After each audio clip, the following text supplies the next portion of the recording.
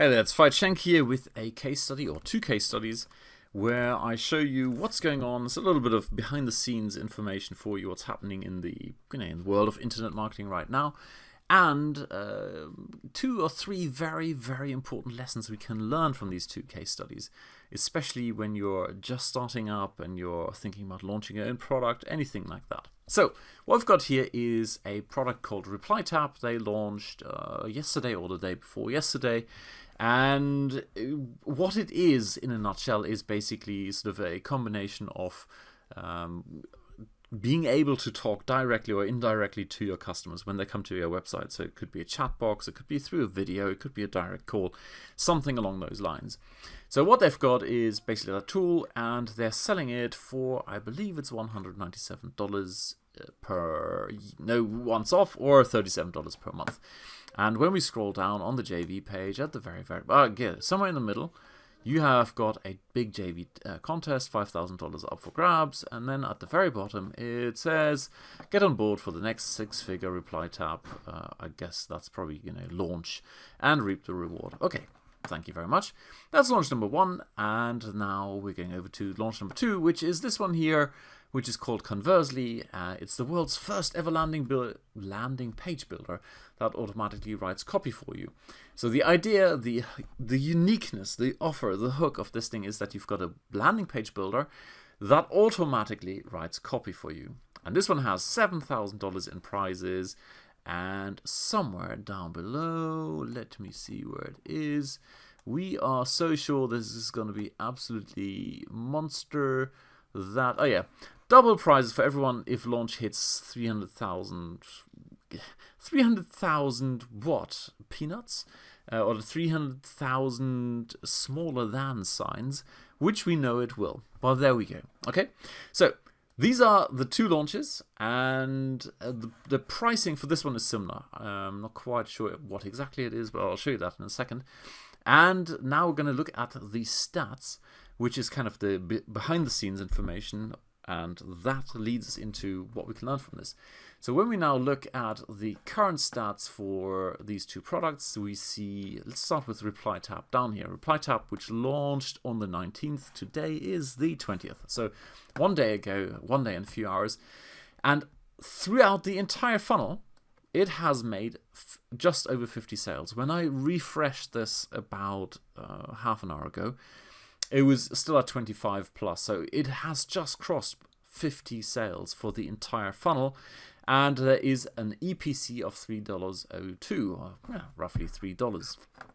Now, when you look at this, the $197 license, which is the one-off license, that's where all the sales come from. The decoy offers on the front end, which is this monthly here, less than zero conversion. Basically, no one is buying this, and the other monthly one, which is the medium price one at 37, again, no one is buying this.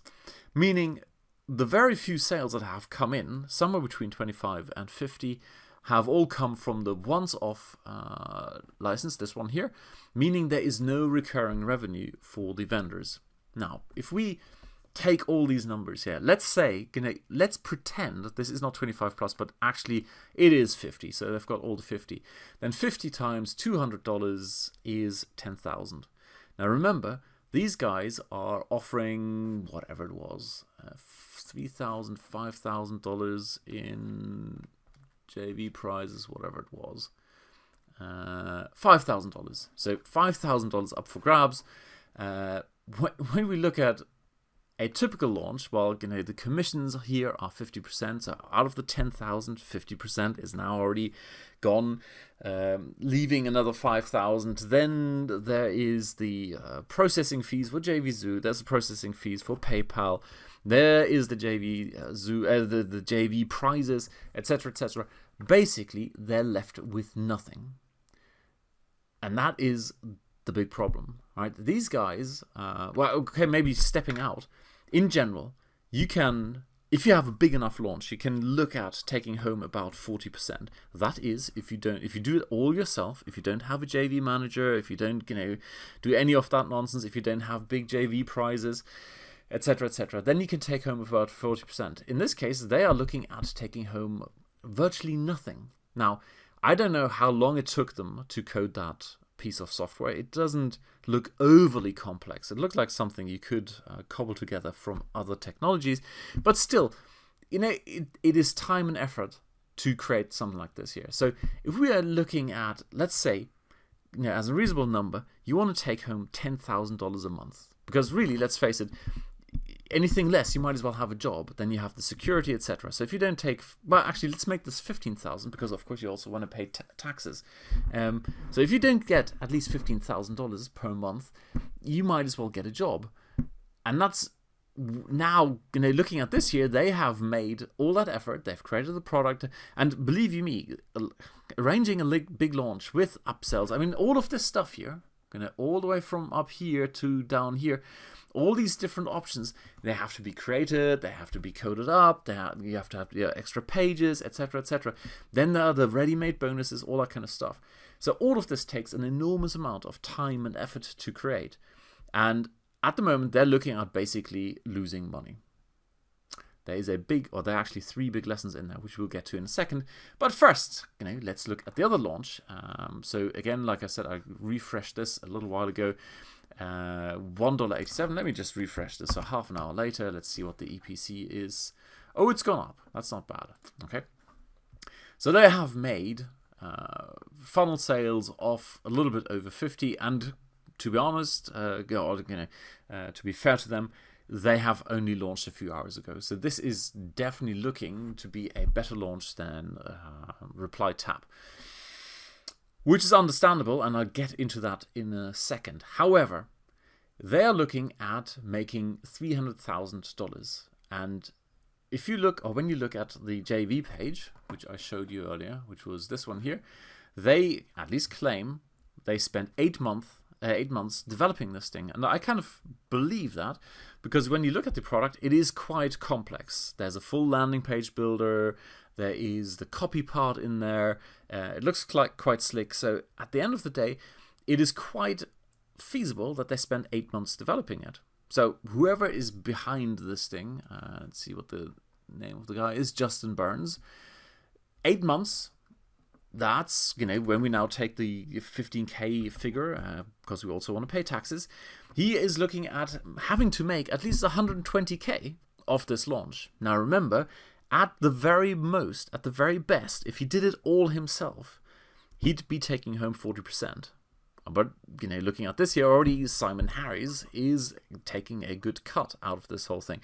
I don't know if they wrote their own copy. Again, someone is getting paid for that and possibly getting a cut from the sales. So the 300,000 they were looking at, they absolutely have to make. They have to make those 300,000. Otherwise, it's not really worth Justin's time at all. He might as well get a job. Plus, if they double the price for everyone, of course, they take another hit. So they have to go way beyond 300,000. And even if we look at these figures here, $2.64, that's not actually stellar by JVZoo standards. I mean, there was Andrew Darius's launch the other day with 4-page builder, and they had a $9 EPC. That is very good. For the JVZoo world, that is very, very good. Alrighty. That's a long-winded way of presenting you with the key bits of the case study. So let me go quickly through the important insights of all of this here. There are really 3 points to this. The number one is you need to get your target audience right. When you look at ReplyTap, this idea here of having a one-stop solution that empowers you to manage your complete customer service aspects with everything, absolutely everything, is all very well, and it looks great, and you've got a wonderful dashboard, etc., etc. But they are launching this thing on JVZoo, and if we are being honest here, JVZoo is full of people. The JVZoo universe is full of people who don't have proper businesses with proper customers knocking on the door and demanding to buy stuff. This may well be, I didn't even test it, but this may well be a great tool for proper businesses. And maybe there were, what we saw, between 25 and 50 people who have a proper business and who have proper need for a tool like ReplyTap. I'm not saying that ReplyTap is necessarily a bad thing, but in this case, it's a very bad match between the offer and the target audience. That particular offer, which is aimed at real business owners, with real businesses, with real customers, is not something you want to present to a JVZoo crowd who basically doesn't have that kind of stuff. So the traffic to offer match is absolutely terrible. Important insight number one. Important insight number two. And that basically goes to conversely, where they say in the beginning, we have spent 8 months developing this thing here. And although they get better stats than the other guys, I very much doubt it's going to be a hugely profitable, in the sense of, worth his while launch for Justin Burns. And what they're missing here is they're not testing and co-developing and pivoting this whole offer. And you do that, you do test an idea in a market and you co-develop it with the market, and then you pivot if it's not a great fit. Because you want to make sure people actually want your thing. It's one of the biggest insights, one of the biggest things that took me a long, long time to really, really, really get. If people don't want your thing, they're not going to buy it. So you need to make absolutely sure people want your thing, and then you deliver that thing they want, and this is the key thing, and are shown to pay for. Not what they say they'll pay for. So I can quite feasibly see that they ask people, hey, would you be willing to pay for a landing page builder that writes copy for you? There's a huge difference between people saying they'll do it and actually doing it. And here is an example of where I think they've just gone away and thought, we have a brilliant idea. This is the kind of offer that should resonate with the JVZoo crowd. And, as we can see from the stats, this one definitely does better than, for example, the reply tab. And the reason for that is that, copy done for me, that tends to resonate with the JVZoo crowd because they have no idea how to write copy.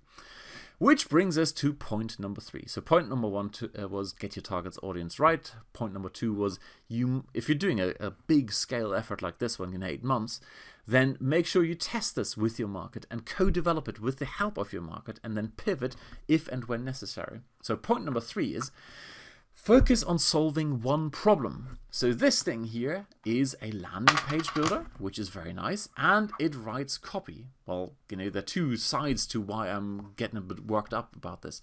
The first one is they're trying to force something that is new and unique. We've seen this, we all know this. When we want to sell things in the marketplace, it has to be new and unique, and there has to be something special about it. But they're kind of forcing it here.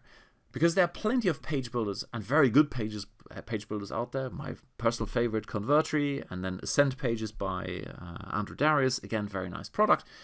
And there are also plenty, maybe not plenty, but quite a few decent copywriting tools and or templates out there. For example, Ben Atkins has whatever it's called, Scriptol. There are quite a few out there that do a good job in general. So there's no real need to have this. I mean, the savings, the time savings are marginal. So it's not really worth going out and then paying another $197 for having a few seconds saved. So the adding together doesn't really add that much new value, and the market seems to agree. I mean, fine, $2.64, nothing to be ashamed of, but again, it's not absolutely sensational. And I'm talking about sensational in the point of, we want to get to 300k. I really, I'm willing to bet a crate of beer that they're not going to reach the 300,000, just because it's not such a hot offer. Alrighty. The second side of this focusing on solving one problem is, or the other side of the coin is, you need to make sure it's the right problem. And this it's a little bit subtle, but it's absolutely essential to get that one right. So when you look at this new combination, landing page builder and automatically writing copy, is that something people want? And I would argue no, it's not, and here's why. Because as you can see from the demo videos, which is somewhere down here, it's also on the sales page, of course, when you start filling the blanks, basically the way the copy is written, so you need to fill in the blanks. What is your prospect's biggest pain point? What is it they really want? Blah, blah, blah, blah, blah, right? When you start filling those blanks, you'll notice that the real problem is having that information. You can't fill the blanks without having that particular information, without really knowing what your target audience wants. So figuring out what problems people really face, that is the key thing. That's what this thing should be about. but they got it slightly wrong, and they're basically focusing on the bit where they say, well, it'll write copy for you. So in a way, this is it's almost ironic. They sell you a tool that in itself demonstrates that they don't know what they're talking about, because it says, I can write kick-ass copy for you, which is of course based on understanding what a market wants and needs. If you want to write kick-ass copy, you need to understand what the market wants or needs. And by doing so, they demonstrate that they don't understand what the market wants or needs. The market wants something that gives them the information they need, namely, these are the pain points my target market is facing, these are the desires they have, this is what they've done in the past, blah, blah, blah, blah, blah. So, because they're demonstrating through their own product that they don't really know what they're doing, well, how can their copy be any good? That's my question. And if their copy isn't particularly good or particularly spectacular, well, you start sounding like everybody else. And that's my main gripe with many of these, copywriting templated tool things. When you start sounding like everybody else, especially in today's world where people want and truly deserve individual attention and someone looking out for them, well, sounding like everybody else is guaranteed to kill your business. Which brings us back to point number 2. Now, I wish I'd done some PowerPoints. Point number 2 was that you need to test and co-develop and pivot, okay? Making sure that people want your thing and are willing to pay for it. So if you have copy that basically isn't special and doesn't stand out, it sounds like everybody else, now we can go back to the test and co-develop and pivot.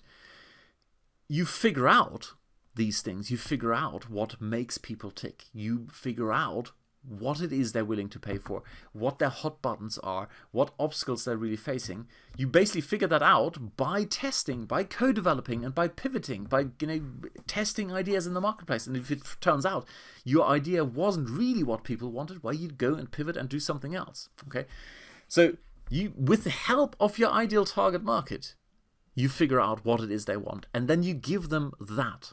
Which, incidentally, as a side note here, the whole idea of giving people what it is they want, in the beginning I had a big problem with that. It's like, oh, that sounds so exploitative. Not at all. When you look at it like this here, you ask people what it is they really, really want, and you give them precisely that thing. That is good for everybody. So if someone came to me and said, look, can you help me put the chain back on my bicycle? And I say, well, no, but I can, whatever, make sure your lights on your bicycle work. They go, dude, I didn't ask for that. I want the chain back on the bike. It just slipped off. So I know that's a little bit far-fetched, but you get the idea. By asking people what it is they want and then making sure you actually deliver on that, taking responsibility for their outcomes, you absolutely make sure it is good for everybody. So, and of course, the second point is that by asking and bonding, not by using I sound like everybody else copy, but actually engaging with your audience, by bonding with them, you start developing your own voice. You start developing a voice where you automatically sound different, not like everybody else. And that's how you connect with your ideal audience.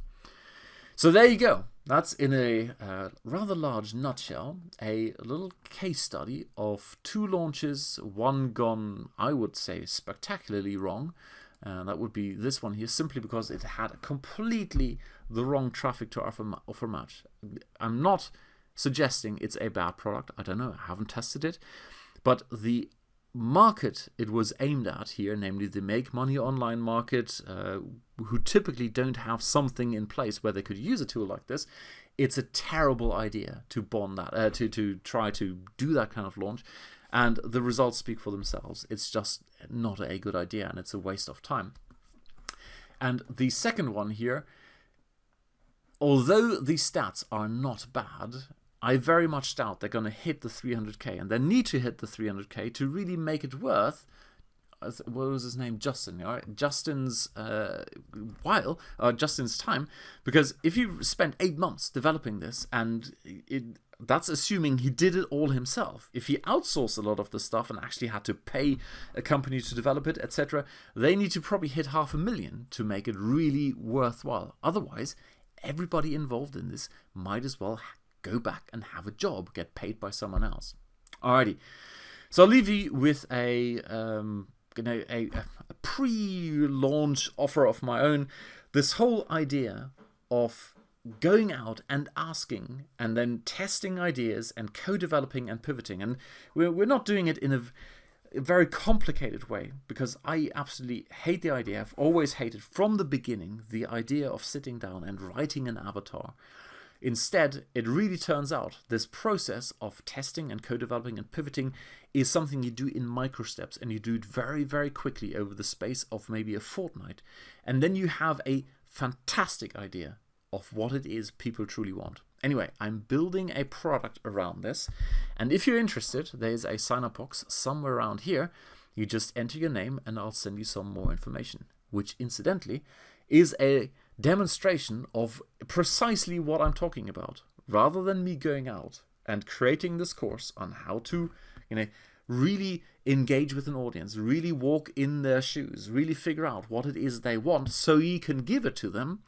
Well, rather than me going out and doing it, I first ask, well, are you actually interested? So if you're interested, there's a sign-up box down below, and you can also leave a comment and let me know what you think. Alrighty, cheers, bye. And PS, what do you think of this video? Of course, you can tell me about that too. Alrighty, cheers, bye.